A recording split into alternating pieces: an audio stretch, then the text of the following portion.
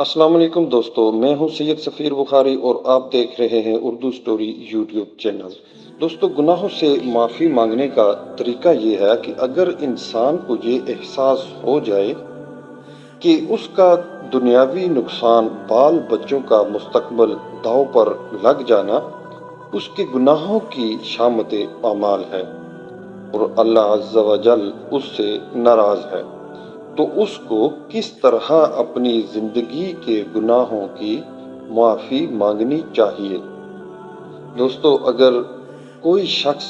کسی گناہ میں مبتلا ہے یا اس نے اپنی سابقہ زندگی میں کوئی بھی گناہ کیا ہے تو ان گناہوں سے معافی مانگنے کا طریقہ یہ ہے کہ گناہوں پر صدقے دل سے ندامت ہو اور فوراً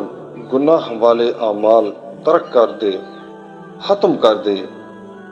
توبہ کی نیت سے 2 رکعت نفل پڑھ کر اللہ تعالی سے معافی مانگے اور آئندہ گناہوں سے بچنے کا پختہ ارادہ کرے، یعنی گناہوں سے بچنے کا پکا ارادہ کرے، اور اگر شریعت نے اس گناہ کے لیے کوئی کفارہ متعین کیا ہو تو وہ کفارہ بھی ادا کرے،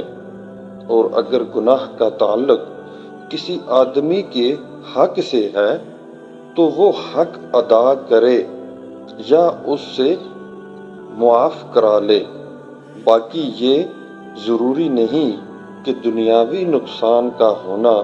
گناہوں کی نوعست سے ہو، بلکہ یہ اللہ تعالی کی حکمت ہے کہ وہ اپنے بندوں کو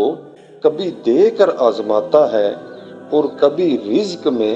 کمی کر کے بھی آزماتا ہے۔ دوستو، لہٰذا استغفار کے ساتھ ساتھ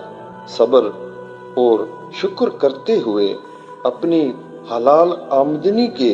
حصول کی کوشش کرتے رہیں۔